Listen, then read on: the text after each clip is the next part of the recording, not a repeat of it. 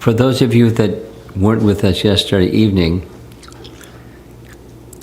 the last period of time that I was in Naperville, we were discussing Canto 10, Chapter 14.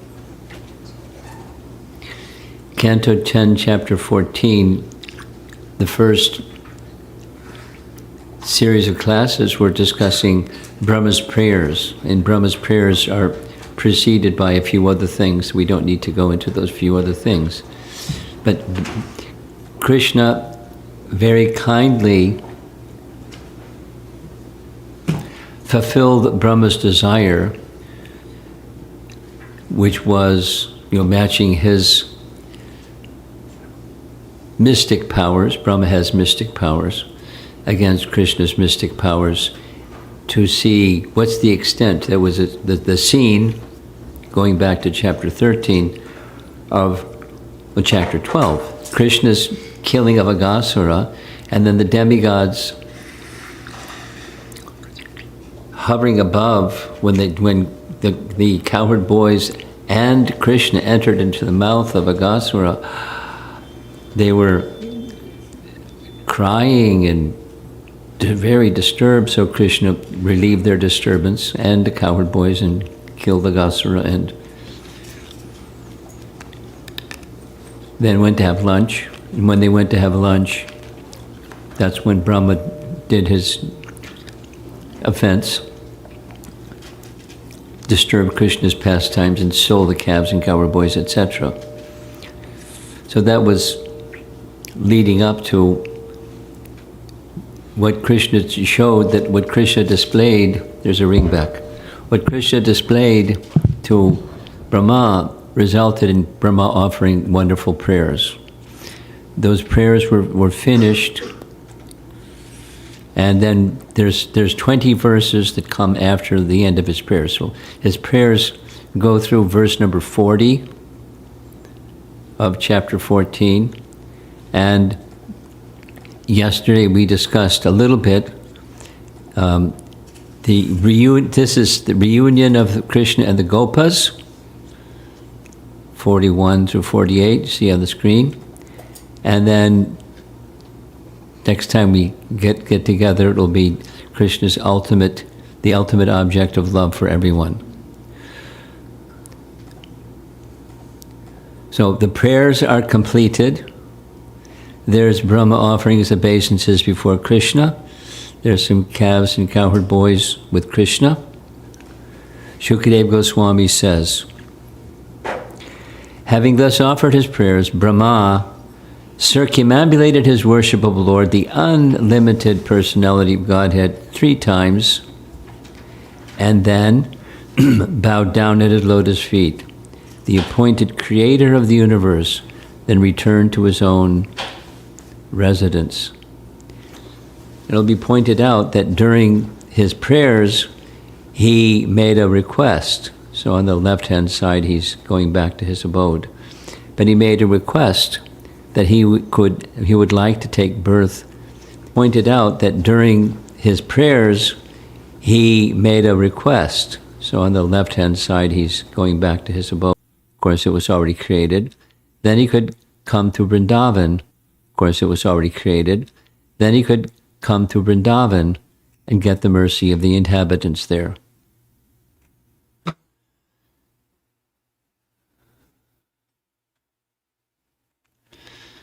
Now, how does this apply to us? Each of us has a duration of life. Of course, how we engage that duration of life has very much to do with association and then choices we make. But for the duration of our life, we have some devotion, opportunity, and duty to render some devotional service to Krishna for as long as our life permits us to do that. And then whatever the next destination is, according to the sanction of the Supreme Lord. According to the reasoning of Brahma Sutra, quote, the Devatas remain in this world until the end of their tenure, Vishwanath Chakravarti Thakur, reasons. Thus, after fulfilling his responsibilities in the post of Brahma, Brahma would attain his desired goal of residence in Vrindavan. Now, not necessarily as a blade of grass, but residence in Vrindavan of some form or another. So here's Lord Brahma with his palms folded. There's Krishna with his lump of yogurt in his left hand and listening to Lord Brahma. The word swabhuvam, or to his own son, indicates that Lord Krishna forgave the offense that Brahma had committed and treated him with affection as his son. So the particular words in Sanskrit, if you're not a Sanskrit person or Sanskrit scholarly person, you don't really know what the subtleties are. But unfortunately, we have acharyas that help us. Krishna gave him, this is Jiva Goswami, Krishna gave him permission, asking with a smile, "Are you going so soon?" This indicated Krishna's humility, mercy, forgiveness, teaching, joking, and scolding, with a hint of his omniscience. So that's verse 41. After granting his son, Brahma, permission to leave, the Supreme Personality of Godhead took the calves. Now this is a whole intrigue. Let's go back. Some of you weren't with us for this previous visit. There are 3 sets of calves and 3 sets of cowherd boys. Now those of you that are with us, you understand this. But those of you that weren't, the commentators explain in this way. Krishna knew when Brahma was approaching, he had a bad idea. He had a deceptive idea. So he, Krishna, arranged for his Yogamaya potency to conceal the cowherd boys out of sight. Doesn't say where he took them or where Yogamaya took them, but Yogamaya took them. They were not to be seen. And instead, Yogamaya arranged for a duplicate copy, a Maya copy, not the original cowherd boys with Yogamaya somewhere for a whole year, but the Maya cowherd boys were manifest by Yogamaya. Something very similar, not the same, but something very similar to when Kamsa tried to kill Yogamaya. You know their history of Krishna's appearance. The 7th child of Devaki was in Devaki's womb, and Krishna summoned Yogamaya. And she was very happy. Yes, service. So 3 services. 1, in the womb of Devaki is the 7th child of Devaki. That's Balaram. And I have the first service is transfer him from the womb of Rohini, Devaki, to the womb of Rohini.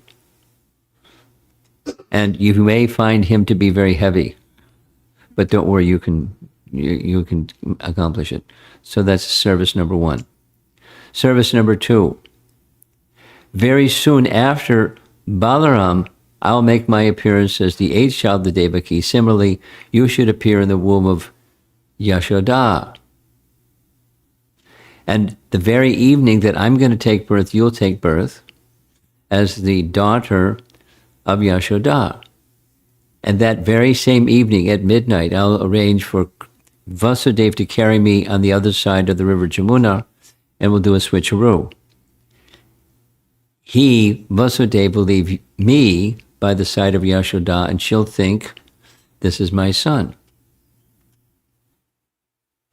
And you will be taken by Vasudeva back into the prison house, and That's service number 2. And service number 3, when Kamsa finds out that the 8th child of Devaki has been born, he's going to come in the prison house and try to kill you. Don't worry, because you're my Yogamaya potency, no one can kill you.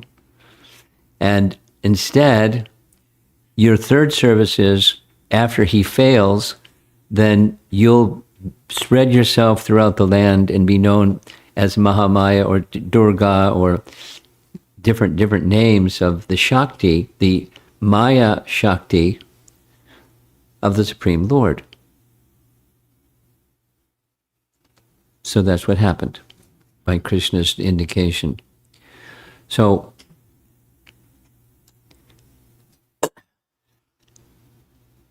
in the cave were the Maya forms of the cowherd boys, duplicates, but Maya forms.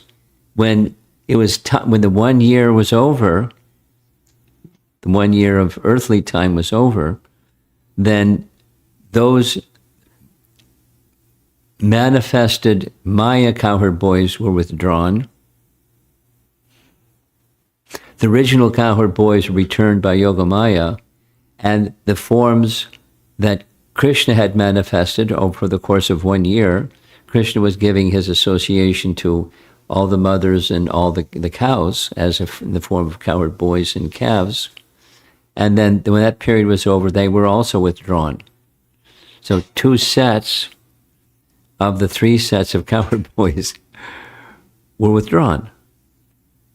And remaining was the original cowherd boys, which Yogamaya put back in place. Or by Krishna arrangement, Yogamaya put them back in place. So that's what's being spoken here. The Supreme Personality of Godhead took the calves, who were still where they had been a year earlier, and brought them to the riverbank, where he had been taking his meal and where his cowherd boyfriends remained just as before. Here's BBT publication. Lord Brahma thought, I have kept all the boys and calves of Gokula sleeping on the bed of my mystic potency, that's Yogamaya, and to this very day they have not risen. So for 1 year they were in amnesia. They were as if no time had passed. Who are these boys that look similar to the ones who I had hidden? Where did they come from? Sanatana Goswami, that's Prabhupada's, or not Prabhupada, it's the BBT, because chapter 14 was the beginning part of where Prabhupada had finished his Bhaktivedanta purport to chapter 13. And then the followers, the various Sanskrit scholars made that commentary. So Sanatana Goswami writes, Krishna brought the original calves to the bank where the boys had been eating. The calves had been in the forest or on the riverbank at another place. No disclosure where Yogamaya took them, just they were covered, they were concealed, that's all. Somewhere. Not where they were originally, but somewhere. And Krishna brought them back. Again, Sanatana Goswami. It is clear that the boys remained in illusion at that place for 1 year, for it is said that Krishna brought only the calves back. Now this part I don't understand, but this is what Sanatana Goswami says. He had previously gone to get the calves to pacify the anxious boys. It does not say that they came from somewhere and again sat there.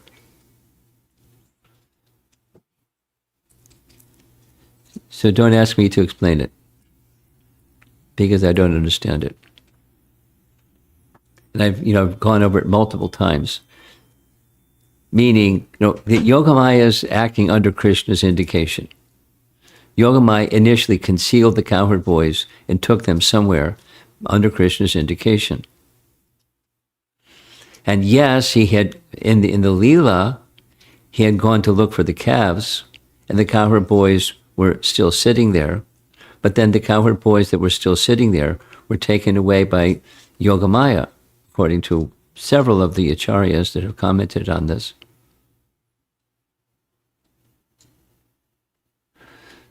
So this little description is not clear to me.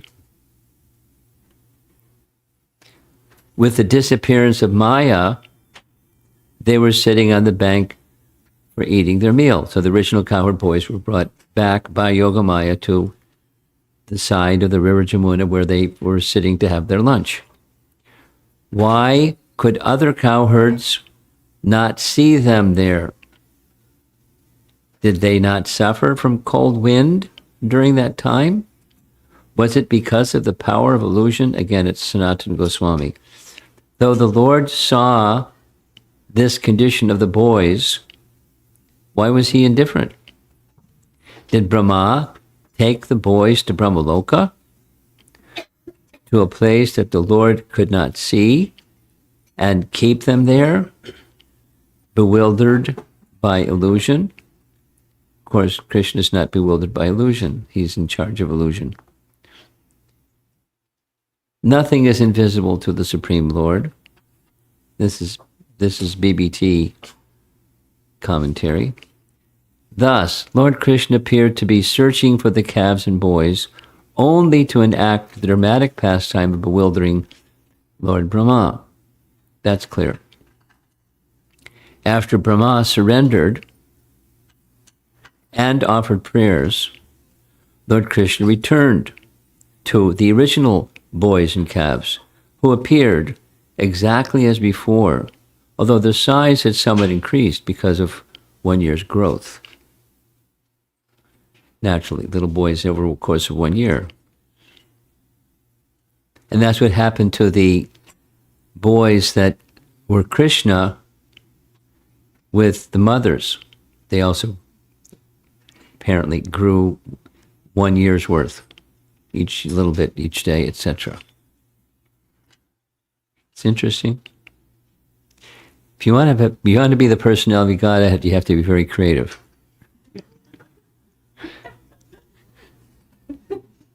He's very creative. They were on the bed of Maya by the mercy of the Lord. They did not suffer. They were not invisible to the Lord either.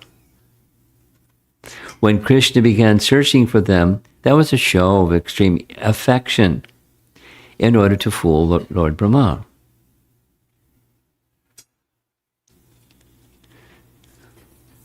One of the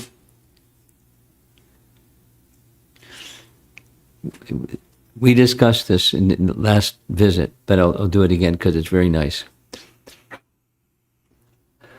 This has to do with the section of Brahma's prayers about Krishna's unlimitedness. And his potencies are unlimited, and his qualities are unlimited, and he's unlimited. And then Sanatana Goswami makes the point, how many cowherd boys were there? How many living entities are there? Some finite number, but too many to count, so asankhataha. And for each of the eternal associates of Krishna, their personalities are a little different, each one a little different. And there's qualities in Krishna that attract each one of them. And since the residents of Vrindavan are unlimited, then the qualities in Krishna are likewise unlimited. There may be prominent ones, but there are many prominent ones with mixtures of other prominent ones and so forth and so on. And the realization of the residents of Vrindavan is unique. As much as then that's Sridhar Swami's explanation. And then that celebrated verse, when Krishna enters the wrestling arena, was referred to also. When Krishna entered the wrestling arena of Kamsa, there was Chandra and Mushtaka and how they saw, there was Kamsa and how he saw, the Vrishnis, how they saw, the elders, how they saw, the other young boys, how they saw, each having an experience, different experience of the same object. But for Krishna, it's not a problem because he's unlimited, with unlimited qualities, unlimited potencies, unlimited rasa, and he can exchange with anybody and everybody simultaneously without changing himself at all, because he's the source of everything. So when he, at the same time, the part of the mystery of his Boma Lila is he performs activities, we heard this, he performs activities like, or as if, he is a human with human emotions and fallible reasoning and not omniscience, and gets bewildered and does things as part of his pastime. Part of his pastime is his own rasa, and another part of the pastime is to bewilder others, as if he's not transcendental. And then his transcendentalness is displayed, and it goes back and forth. So it's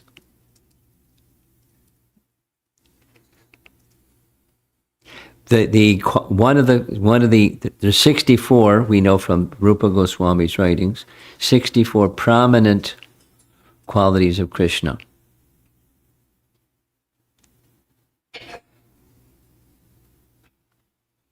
And I think it was here, I remember sitting in someone's basement and someone saying, what are those 4 qualities that Krishna has that the other forms of Vishnu don't have? Yes? Was that circulated? Yes? Was it circulated? Amrita Kali, you don't know. Did you receive it? No. Bangsidari, do you know anything about it? 4 qualities of Krishna that are unique to Krishna and not the other Vishnu forms. You received it, right? You circulated it, right? So you all received it. If you can send it again, because it's nice. It fits in with this topic. So of those 64 qualities, one of those that's listed is Krishna is clever. I remember discussing this at length. Clever is described as, by one thing, Krishna is simultaneously accomplishing many things. It's like walking into the wrestling arena. He's accomplishing many things. By expanding himself for 1 year, he's accomplishing many things. With anything he does, he's simultaneously multiple things. Acting as if he's a worldly person is bewilder the worldly people, or make them think, allow them to think wrongly. He's like us. He is an attached fellow, and he gets bewildered, and he lost his toys, and he can't find his toys, so he's crying or something. He's like one of us, or we're like him. So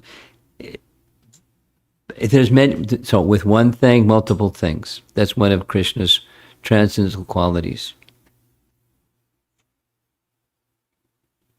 And he does it perfectly, like multiple things simultaneously. So this one, we went through it. You remember that example of Ramachandra searching for Sita? He's omniscient. It's not like he didn't know where Sita was. Not like he couldn't have stopped Ravana. But he went through the pastime with a purpose, to experience an ecstasy of separation, knowing that his internal potency is not at risk, it's et cetera, et cetera, et cetera. But it was acting as if. And then, in part of the message, this was Jiva Goswami to teach what happens when you become overly attached. Husband to wife or wife to husband, overly attached, and you're going to be distressed because there are circumstances that are distressful, and that's what's going to happen. So how to have.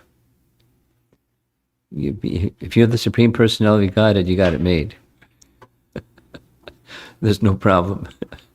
And if you're not, then you have to be attached to transcendence, attached to that which is eternal, and how to become attached to what is eternal through hearing about the eternal and by engaging in devotional service to the Supreme.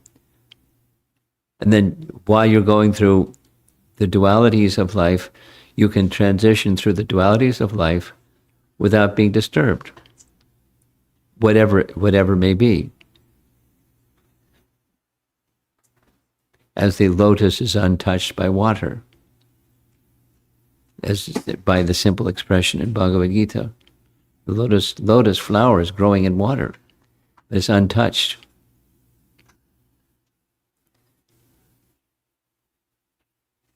Even when there's a storm, and even this and even that. So life has its turmoil, and how to remain steady and stable is by being attached to the eternal. There's not an option. There's not two or three options. And then the best way to be attached to the eternal is through loving service.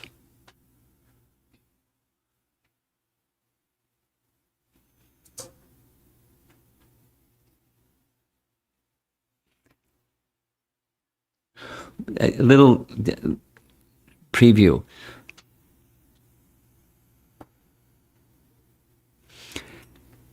You let the cat out of the bag.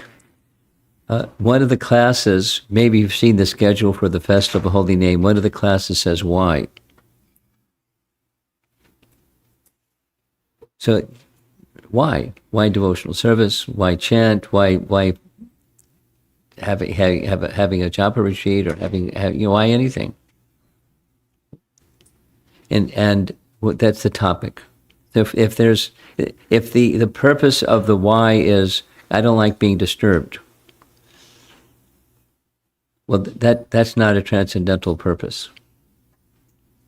That's a selfish purpose. I'm still at the center. I want liberation. I want out of this place. It's crazy. It's crazy. But wanting to get out of the place because it's crazy is not transcendental. It's not how you get out of this place. Striving for moksha. Many people, there are some people that do that. I won't go into it.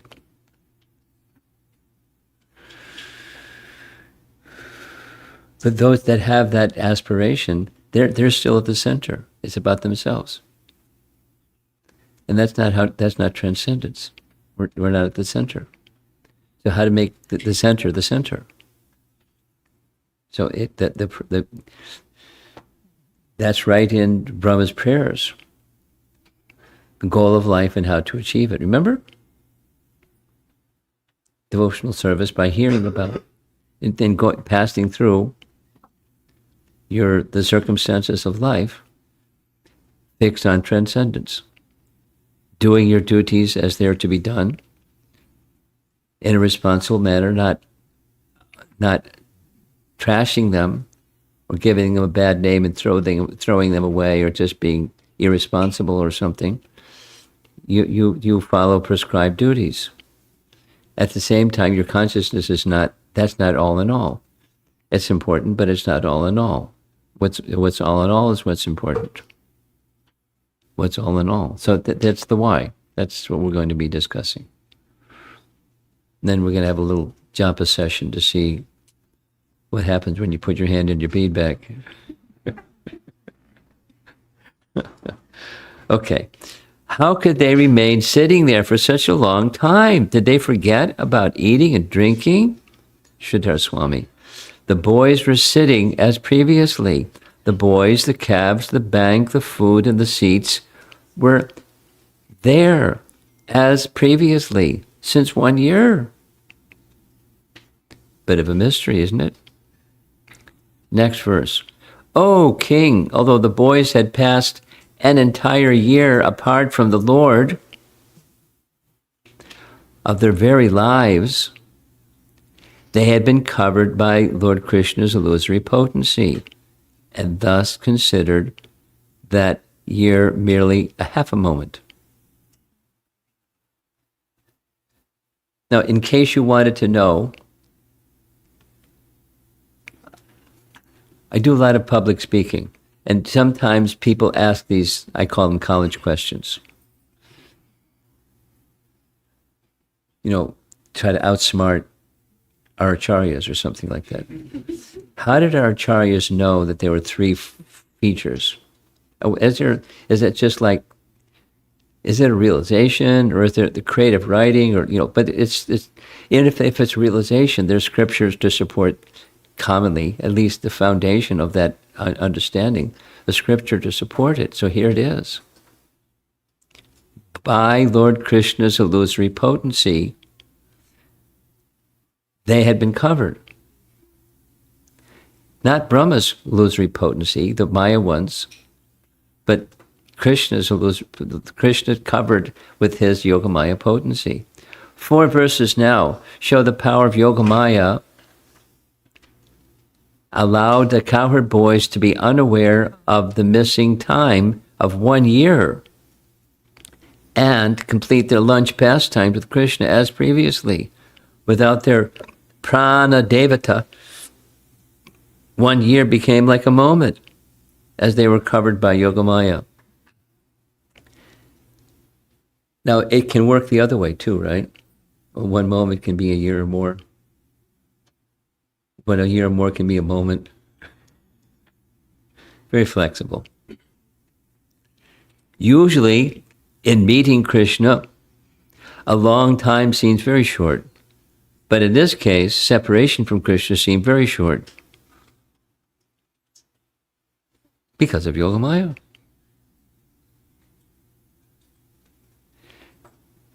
Now, if we didn't have the assistance of our acharyas, where would we be?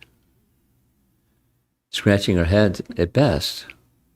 Or, getting up and walking, because this doesn't make too much sense. The boy's ignorance of time, this is both Sanatana Goswami and Jiva Goswami.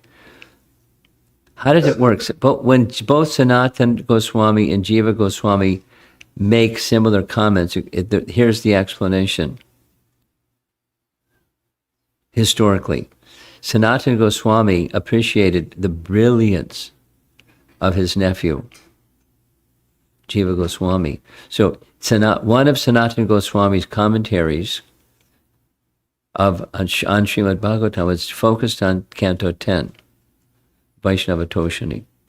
So Sanatana Goswami said, "You're so scholarly, can you review this? And if you find something that needs some modification, then you let me know. Like, you be my editor." So Jiva Goswami said, "There's nothing that you write that needs editing, but if you want me to do some service, I'll do the service." So he did. And in addition to editing, he also wrote his Tika on Vaishnava Toshani. So that's a separate commentary. In some of those commentaries, he just repeats what Sanatana Goswami says, which is this case. The boys' ignorance of time was caused by Maya. They passed a year without the Lord of their lives. Or they were bewildered by Krishna's own Maya. Thus it was Brahma's Maya, though it was Brahma's Maya, it was permitted by Krishna and carried out by Brahma. Now, sometimes, not so often, but sometimes, commentators have different opinions.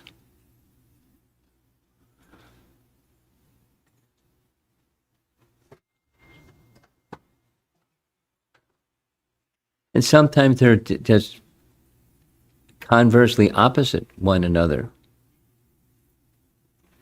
And that one of the main factors is they have the realizations. They conform their statements according to Shastra But some Sanskrit words can have this or that or another meaning, depending upon context and depending upon how one understands the context. I'm not a Sanskrit scholar, but I know that that goes on from time to time.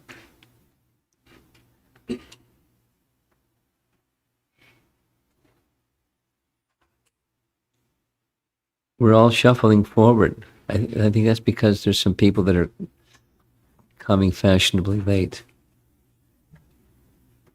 So if everyone wants to move a little bit forward, so the people that are in the back, you're in a chair, you're fine with it. Sitting it. Okay. Okay. Okay. Okay. Okay. This is something that happened in the last 2 days. When I left Naperville to go to St. Louis, I liked, and they liked, so we discussed the Vritrasura story. There were many other things that were going on, but there were 4 classes on Vritrasura. And there was somebody in the audience, like really attentive listener kind of personality, and they said, I really like this story. Can you make an arrangement so I can get the commentaries on this story? So I said, sure. Because there's, for this chapter 14, somebody went to the trouble of making translations of commentaries for like 10 different commentators. Some of them, I don't even know who they are, but from other sampradayas as well. So in going through the commentary at this lady's request, for chapter 12 about Vritrasura, I came across something I was a little surprised. And that is, Madhvacharya he said there are 3 chapters in the Srimad Bhagavatam that are interpolated. So he didn't comment on them because he just dismissed them. And Vritrasura story is one. Means like just kind of fudged it. It's not part of the original manuscript of Srimad Bhagavatam did not include this. So they just somebody came along afterwards and inserted it in their own, style.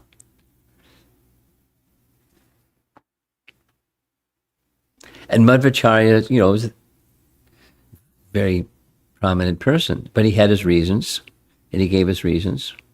And so in this compendium of commentaries, boy, there's a big, strong voice that says, I'm sorry, but we don't accept what Madhvacharya said. And here's why, 16 reasons. This, and this, and this, and this, and this, I rest my case. So like lawyers in a courtroom, that's what acharyas sometimes, I have run across that too much, where especially a prominent person like Madhvacharya makes a very strong assertion, then some of our acharyas felt it's necessary to be another voice to balance that strong voice of Madhvacharya. So there's lots of discussion about why it was in fact part of Krishna's pastimes. It's not an interpolated or injected section of the Bhagavatam that he just chose to not comment on.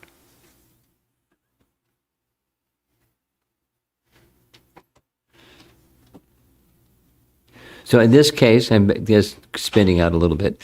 This case, Jiva Goswami was asked by Sanatana Goswami to edit, so he edited it. There's no history that I'm aware, and there must be some history, of things that he recommended, modified this or that or the other thing, because he's, super scholar, Jiva Goswami. He maybe did make some recommendations. I don't know. Some scholarly person may know. I don't know. But many of the things he just made a commentary on Sanatana Goswami's commentary. In some parts, like this one, he just left it and included it in his because he liked it so much. Though it was Brahma's Maya, it was permitted by Krishna and carried out by Brahma. So where did Brahma get the ability? This is what's being said. When Brahma kidnapped the calves and cowherd boys, first of all, they were Maya calves and cowherd boys. Second of all, Brahma has powers, but they're material powers. His material Maya can't cover the cowherd boys because they're Krishna's eternal associates, can't be covered by anything material, by Brahma or anybody. But what Brahma did, what's being said here is, even their Maya cowherd boys, where did Brahma get the ability to do what Brahma did? They got it from Krishna, and Krishna sanctioned. It was permitted by Krishna and carried out by Brahma. That's what they're saying. Now,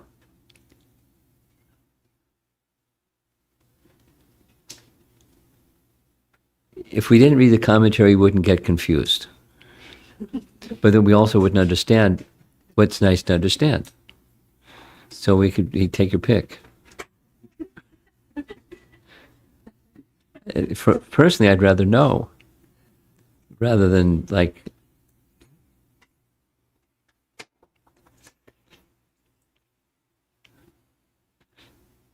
than being, blissful ignorance of not knowing. But it's okay.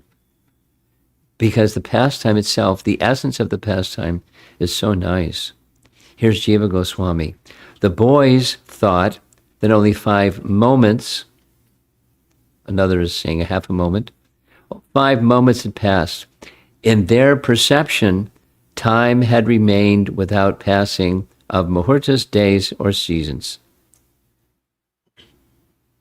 1 year, 5 moments.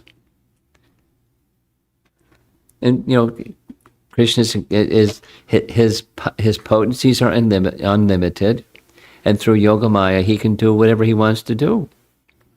He doesn't even have to do anything. He just has a desire, and voila, it happens. Verse 44. What indeed is not forgotten by those whose minds are bewildered by the Lord's illusory potency? By that power of Maya, this entire universe remains in perpetual bewilderment. In this atmosphere of forgetfulness, no one can understand his own identity.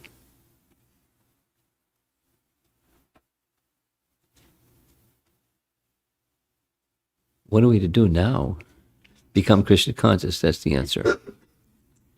Everyone perpetually forgets. In deep sleep, or even with knowledge of scriptures, everyone forgets that they are different from the gross and subtle bodies. This is the power of Maya. Vishwanath, look at that painting. Just as Mahamaya keeps the jiva in forgetfulness of his self, Yogamaya made the cowherd boys forget separation from Krishna, which lasted a year.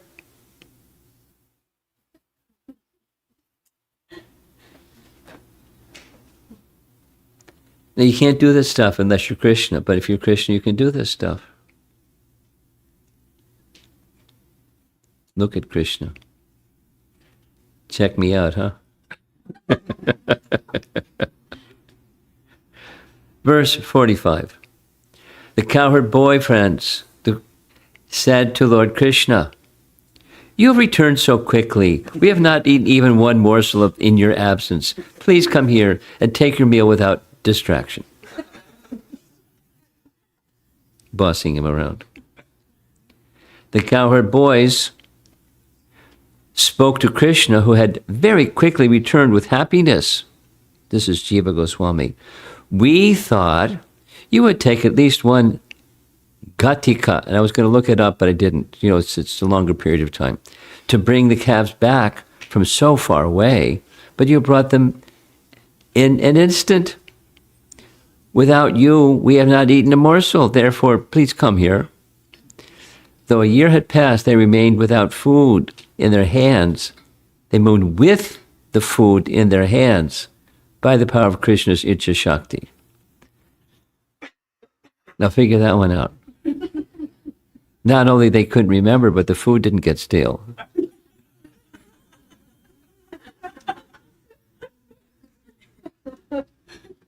If you're Krishna, you can do anything. Is there something Krishna can't do? There's nothing Krishna can't do. Verse 46. Then Lord Rishikesh, significant, he's the master of the senses, finished his lunch in the company of his cowherd friends. While they were returning from the forest to their homes in Vraja, Lord Krishna showed the cowherd boys the skin of the dead serpent Aghasura. He had been there for a whole year. See him up there on the hill? And Krishna's, asking him, check this guy out. Smiling to show his bliss, Krishna ate with the boys. Even though a year had passed, the food did not show any lack of taste. Oh, friend, look at the skin of the snake. In order that the boys would spread the news of killing Aghasura, Yogamaya had kept the snake there for a year under her influence.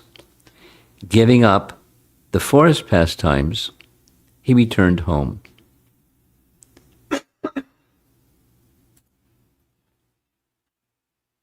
We're getting close to finish this section.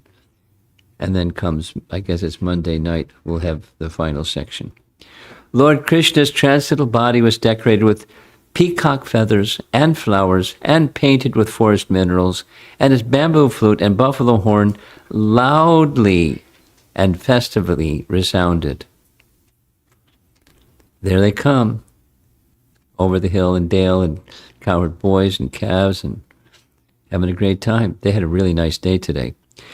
As he called out to the calves by name, the cowherd boyfriends purified the whole world by chanting his glories.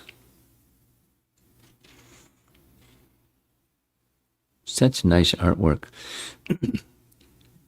Prabhupada's, or the BBT publication. Thus, Lord Krishna entered the cow pasture of his father Nanda Maharaj, and the sight of his beauty at once produced a great festival for the eyes of all the cowherd women. And Prabhupada comments, this is referring to the ladies, not to his young girlfriends. The gopis mentioned here are the elder cowherd ladies, such as Mother Yashoda, who loved Krishna with parental affection. Krishna's cowherd boyfriends were so proud of Krishna's wonderful activities that as far as they were concerned, it happened that same day, that while entering the village, they all sang his glories. And our final verse for this evening session. As the cowherd boys reached the village of Vraja, they sang, "Today Krishna saved us by killing a giant, great serpent." Some of the boys described Krishna as the son of Yashoda, and others as the son of Maharaj Nanda.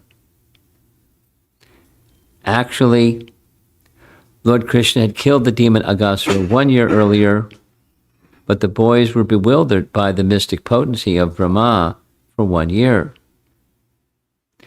They did not notice the time passing, and thus thought that on that very day Lord Krishna had killed the demon Aghasura and was now returning home with them. So now we're moving on to the next set of topics, the final session, verses 49 through 61. That's a big section. Krishna, the ultimate object of love for everyone. I mean, it's one of the things that's overridingly clear and prominent is how much love the associates of Krishna in Vrindavan have for him. And because of their love for him, he reciprocates. Maybe he takes advantage of their love, but in a good sense, because he stimulates their love more and more and more, each in a different way. Like this whole description of the unlimited qualities of Krishna. Yes, 64 prominent. Yes, 4 special amongst those 64. In those 4, that's Madhurya. It has such sweet pastimes, unlike any other form of the Lord, any of his expansions. There's a sweetness in the exchanges that Krishna has with his devotees. So that's by going through this just this one chapter.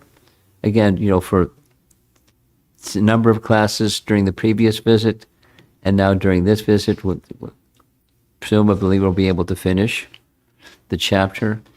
The wonderfulness of Krishna. How wonderful is my Krishna? Let me count the ways. And there's no limit. You count the ways, and there's more, and there's more, and there's more.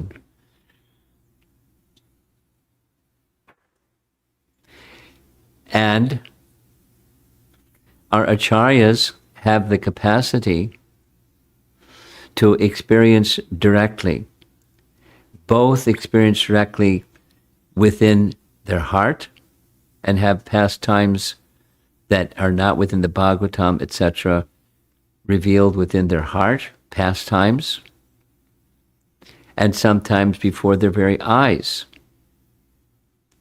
When Krishna sees that they have love for him to such a degree, he then may, and sometimes does, choose to reveal himself. He can. Now, if he can, then why doesn't he do with us? Because we don't have that kind of qualification. So what to do? Develop the qualification. And how long does it take? However long it takes, that's how long it takes. And then and when Krishna sees, he's examining our qualities and faults, and when he sees the qualities are truly the qualities of a loving associate, he can make himself visible and reveal his smile or reveal his whatever he wants.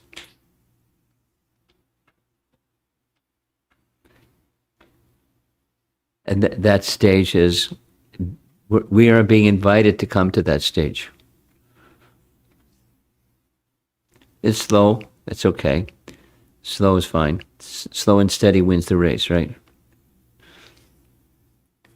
But steady, not just slow.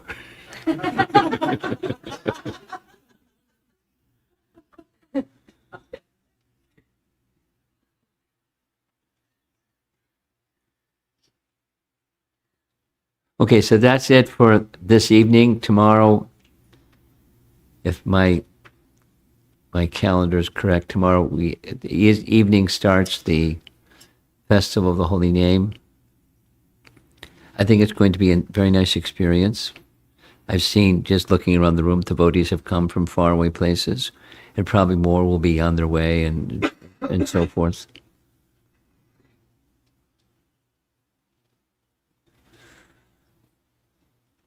So the centerpiece, this centerpiece is the Bhagavatam itself, and over the weekend, the centerpiece is, of course, the deities and the holy name.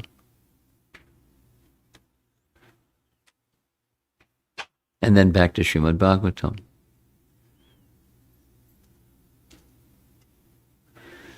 It's a nice life.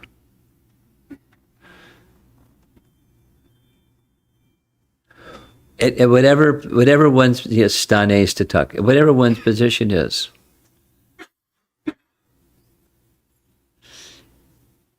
Stay in that position, not in a dynamic, not in a static way, but a dynamic way. Don't have to change or become something in order to be eligible for bhakti. from whatever position you're in, that's fine. And then Shruti-katam tanavan marobir. Engage in this very same activity. So it doesn't matter age, it doesn't matter IQ, it doesn't matter birth, it doesn't matter. Just it's the process is very effective. And with faith, engaging in the process in an effective way,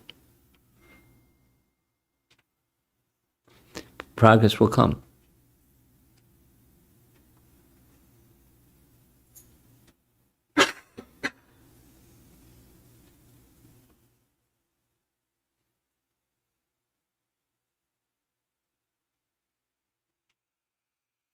I'm pausing because I'm thinking about, just before coming here, I was preparing a topic for the Sunday feast that's, part of the Festival of the Holy Name, and how to bridge the two. I was just meditating on the topic. So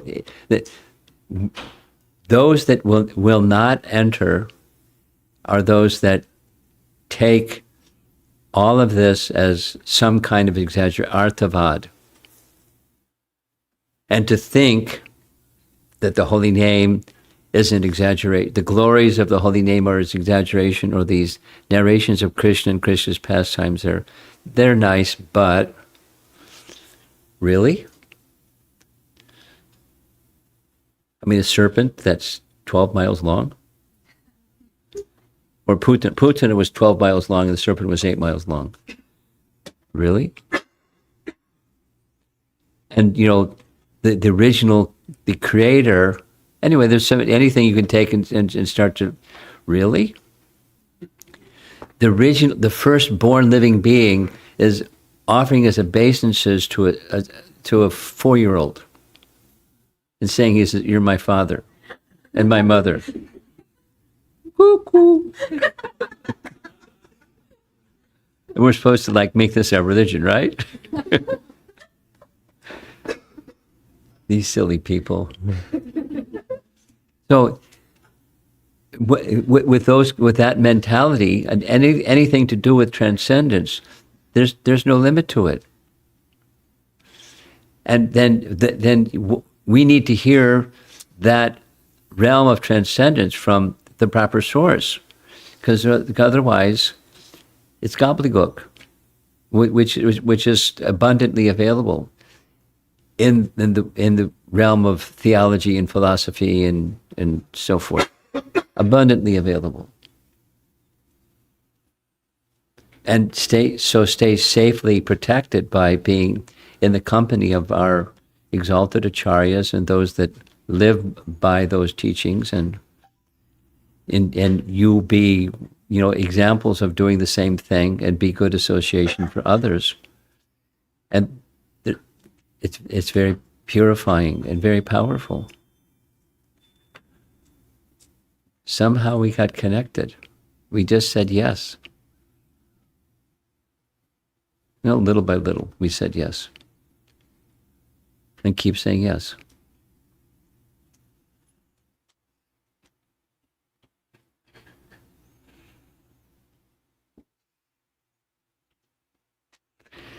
Any discussion?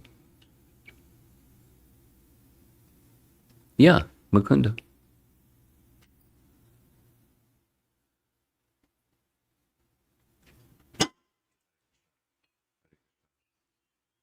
He's fiddling. You speak. March.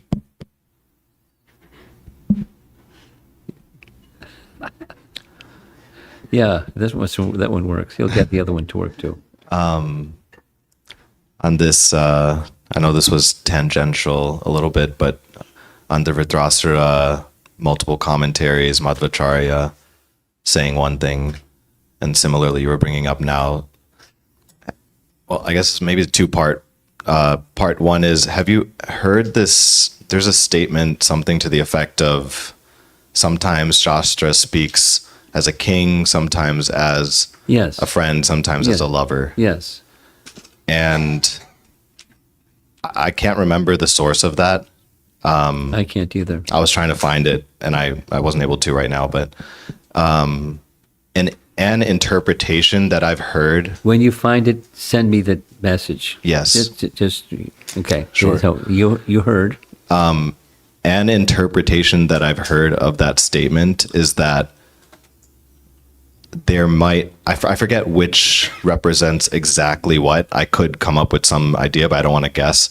But I've heard that one of these three can sometimes mean that, like, examples that are given in Shastra are, I'm going to use the word exaggerated, but like, and I think in it, from what this is all what I'm remembering is like an example is like, for example, Chitraketu having, I forget So how many queens. so many queens, trying to have a child so many times, and that number being Outrageous. sure. Yeah.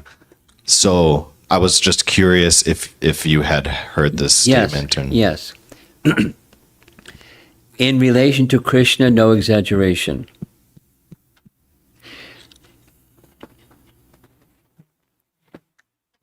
In relation to other narrations within the Bhagavatam, sometimes, rare, but sometimes, to make it so it's as there's Dharma, and the Dharma teaching is don't be overly attached, and so there's teachings that make that point so strongly. Yeah. So they don't have the same gravity as the teachings directly about Krishna. That's the main understanding that I received, and it's rare, but it's a point that's sometimes utilized. Now, like you, I can't remember exactly where I heard this, but I do remember hearing it from an authoritative source. I can't remember the authoritative source. Unfortunately, my memory is very poor. But you see what you can find. But I'm familiar with that. A person who's likely to know the answer, like quickly, is Bhaktivedanta Maharaj, because he has fastidiously studied the Bhagavatam and its capacity to convey messages. In fact, you'll do research and I'll do mine. I'll ask him directly, and I ask those persons who are hearing from him regularly, because it's a detail, but it's a nice one. Artavad. So there are in relation to the short of it is in relation to Krishna and Krishna's pastimes in Vrindavan and outside Vrindavan, there's no artavad. In relation to other sections, there may be, for purpose of Dharma messages. Okay. Something else? You said there were two. That was it. That was all. Yeah. Okay. Thank you. I forgot which slide, but in one of them it mentioned that the reason that the boys felt like it was just a moment was because they didn't want the feeling of separation. I'm stating it differently, but I think that was the gist of it. And I heard that in Kurukshetra, the reason that the Gopas didn't go when they were meeting Krishna there was because their bhav wasn't compatible with Vipralamba, so they always imagined Krishna to be there even after he left. So I was wondering why... Both of those things I've not heard before. Even the one that said you was in the slide, I never heard that one before.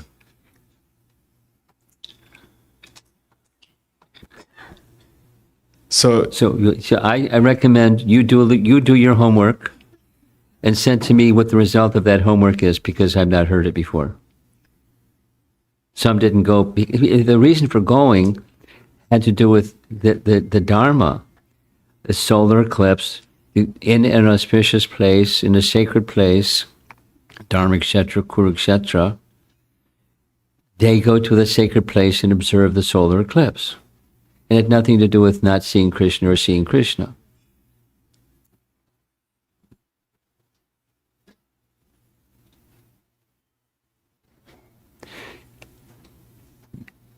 Did I hear you right? Some persons didn't go to Kurukshetra because they're always seeing Krishna anyway, so they don't need to go to Kurukshetra to see Krishna because they're always seeing Krishna anyways.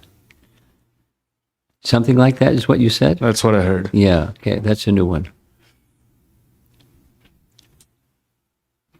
Be careful. Even in devotional circles, be careful. Because that's just not like challenging, but you'll verify. It's just perfectly okay to verify. Anything else? Yeah. Hare Krishna Maharaj. I have two questions. First one is about the boys. They don't discuss about the Aghasura's killing for 1 year because they were in the Brahma's place. So, but does the Acharyas comment about what the elderly Gopas and Gopis are thinking about, and because they have seen the Aghasura for a year? Did the Acharyas? Well, I don't know if they were off in the forest seeing a Aghasura or not. That's an assumption. I don't know if it's the correct assumption. There's no mention of it, so I can't comment. But they were busy in the village, and the cowherd boys were busy out in the forest, doing their thing. Okay, next. My second question is about when the acharyas like Madhvacharya, the chapter 14 and then the Dhritarashtra's pastimes, right? He kind of says they're not part of the actual Bhagavatam. Something like that. Yeah, how do we understand when a prominent acharya, especially in our disciplic succession? Well, he had his.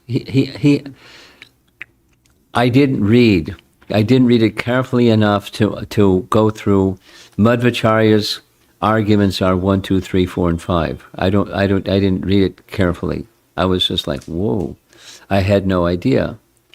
And the only reason I had an idea is our Gaudiya acharyas were not accepting, and their reasons are also there. I didn't read it carefully, but they gave their lawyering, their scriptural reference, this, that, and the other thing is not a tenable understanding.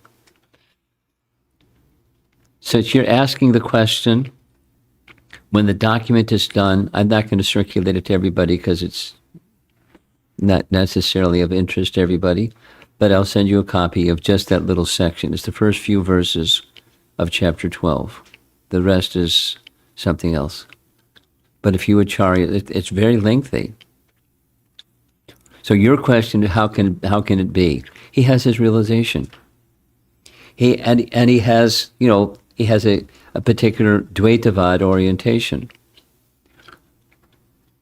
It didn't conform with that Dvaitavad orientation and whatever the other reasons, so he just didn't accept it. He just didn't comment on it. Okay. I probably shouldn't have brought it up.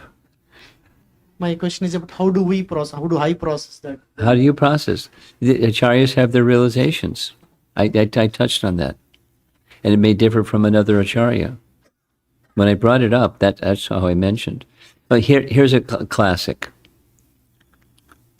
In chapter 1 of Bhagavad Gita, there's a verse in which it says the armies of the Kauravas were overwhelming. And then there's Vishwanath says one, Baladev says the opposite. The same verse, just taking the same Sanskrit word and translating it in the opposite ways. And they're both Sanskrit-wise correct. So now, how do you... And Baladev was such a loyal, faithful student of Vishwanath. How could he say something other? That makes it a lot easier than this other one. And they have the realization. And the big picture of Baladev Vidyabhusan was his complete loyalty to Vishwanath. And here's this spot where he's saying the opposite. So he has this realization, and without making a big justification, although Vishwanath said that, I'm saying this. He didn't make a big deal about it, he just said it. So, and what's the basis of it? He had his realization. Super soul, or the personality of Godhead, gave him some realization, and he expressed it the way that he did, with all of his loyalty and faithfulness to Vishwanath Chakrabarti Thakur. There are occasions that just say Bhaktivinoda Thakur and Bhaktisiddhanta.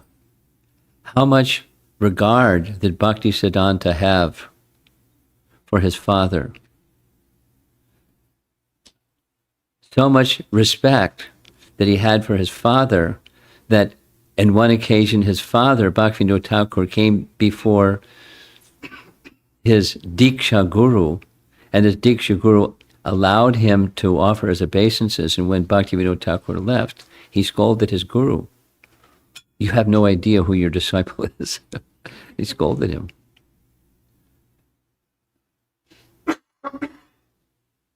So, and Bhaktivinoda Thakur was very, his mood or method was humble persuasion, and Bhaktisiddhanta Saraswati Thakur was confrontation.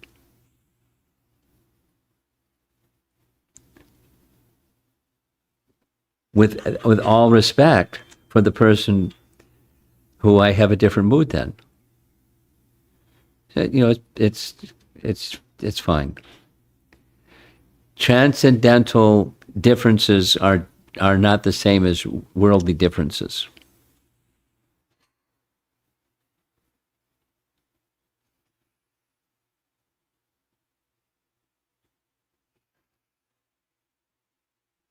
It's not by what Madhavendra Puri did was disrespectful to Madhvacharya, and what Chaitanya Mahaprabhu did with what he received from his spiritual master and from Madhavendra Puri was disrespectful.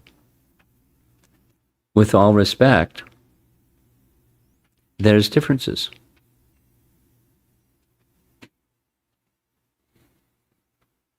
And not in a condescending or snotty way, just in a different mood, different realizations, different experience.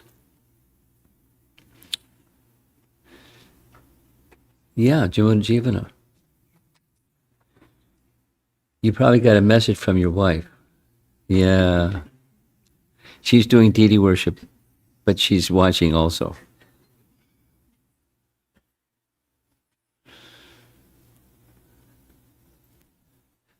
Multitasking, Maharaj. I don't know if that's allowed. Is this one yours or hers? I have one, she has one. But Okay. just quickly, Gatika, Maharaj, I looked it up, it's half an hour. The time, remember you said you were... Yeah. It's half hour. Okay, thanks. So her question first is, in this section, Krishna is relating to Lord Brahma as his son. And my understanding is that this is the same Lord Brahma that has a Sakhya Ras with the Lord. Could you kindly explain? Yeah, I don't. Different Brahmas have different rasas, so I can't respond because I don't know which rasa. Next, My question, Maharaj, is if she can get an answer to that question, let me know. she might be referring to chapter 9 in Canto 2, Maharaj, where the Lord is... But it's okay. Chapter 9, Canto 2. There's different Brahmas even within the Bhagavatam. Not only different creations. So go ahead. Your question. Yeah, it's very impressive, maybe, of how Krishna flexes time. Yeah. Shoo. And something that I've sort of grown up with is sometimes being pressured by time and feeling anxious about time. Aha. And sometimes even when, chanting japa, for example, watching the clock go and feeling anxious because the next thing needs to happen. So a cultivation that I sometimes consider is, my goodness, I'm worried about time, but I'm connecting with that person who is the controller of time, who can flex it in such amazing ways. So my question is, could you describe how a devotee should relate with time in their practice in bhakti?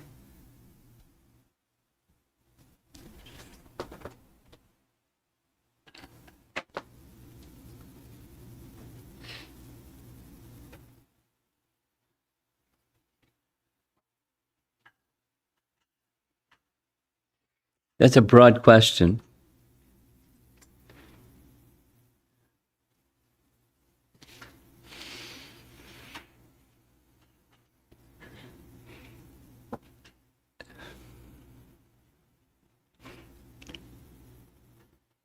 The Prabhupada speaks, for the materialist, time is money. And for the devotee, time is more valuable than money. Time is the opportunity to be with Krishna, time. So we want to utilize it, time, whatever time is allotted to us, we want to use it fully and frugally. And not,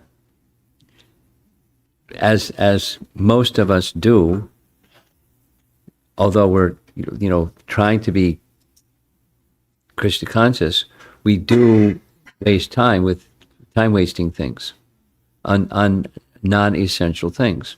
Now, as one becomes more, this is your question is, how do you relate? As one becomes progressively, their spiritual trajectory moves closer to Krishna, there's more being conscious of the quality of Krishna consciousness, as opposed to, I got to get stuff done kind of Krishna consciousness. As a classic example, Prabhupada's one-time only visit to Moscow, and look what happened. So because he was bearing Krishna's message, and deputed messenger, all kinds of things happened in a miraculous way, etc., etc. What he was able to accomplish besides Moscow, what he was able to accomplish in his lifetime, and even with reversals, and not being discouraged, but etc., etc. So how we regard time is your question.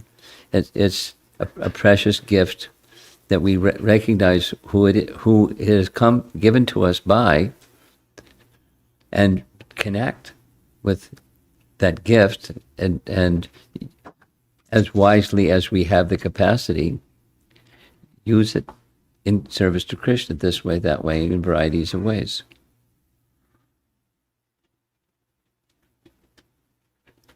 And because that moment, it's gone. So without lamenting the moments that have gone, think of where we're going.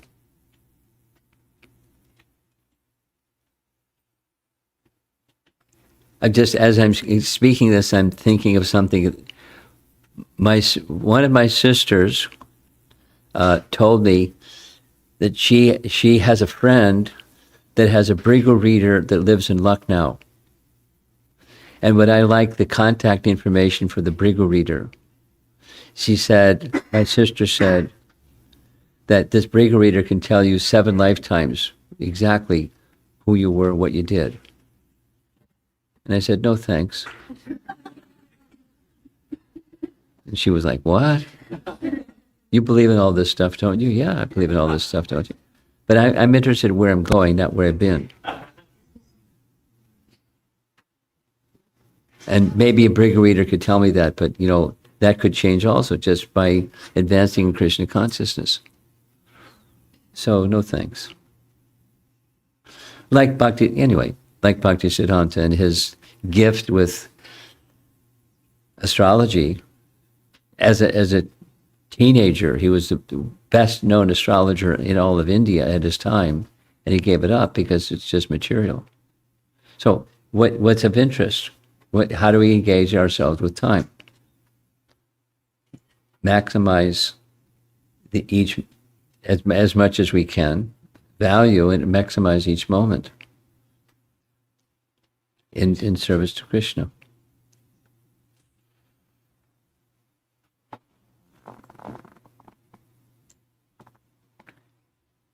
Someone else? Okay. Yes, up in the front.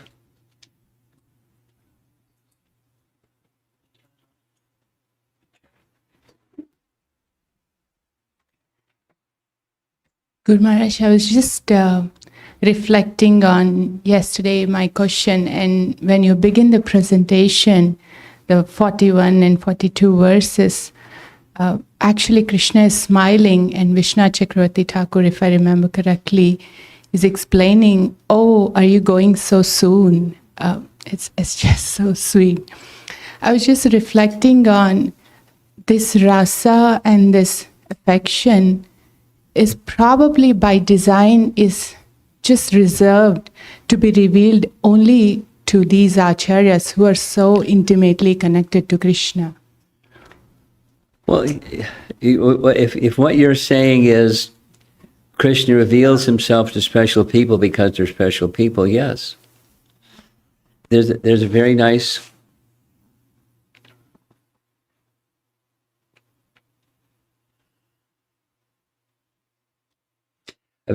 description of to whom does Krishna reveal himself.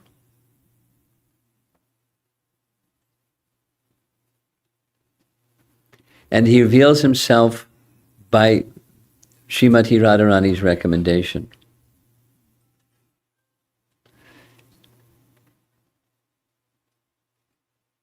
Or his Shaktis. And then when the of course they serve according to his desire and not otherwise. But if they give the nod, then, and if they don't, then Krishna may remain as distant as he was, years ago. So what brings us closer is pleasing Srimati Radharani. I mean, this gets into esoteric, but one of the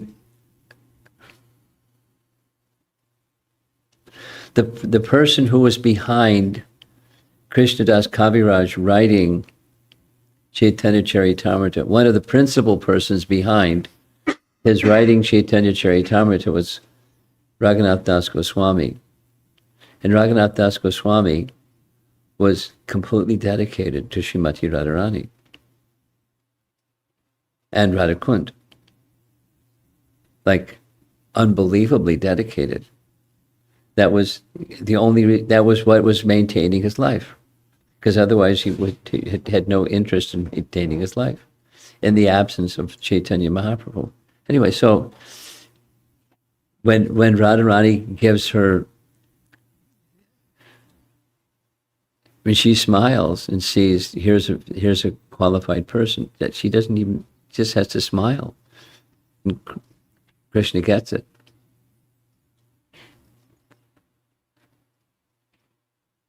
They're inseparable, but Krishna's approached through her.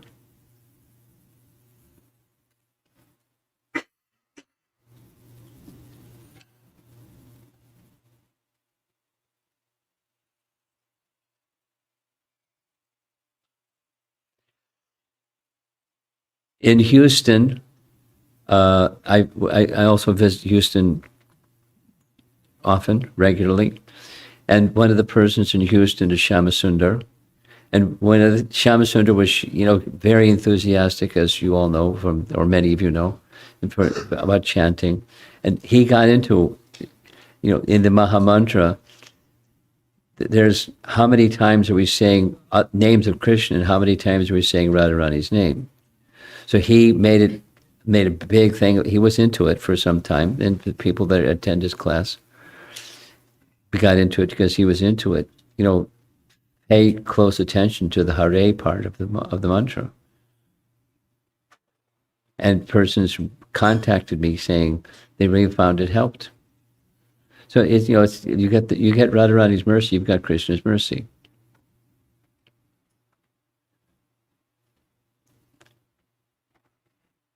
Okay, I'm going to end. Srila Prabhupada ki. Gaur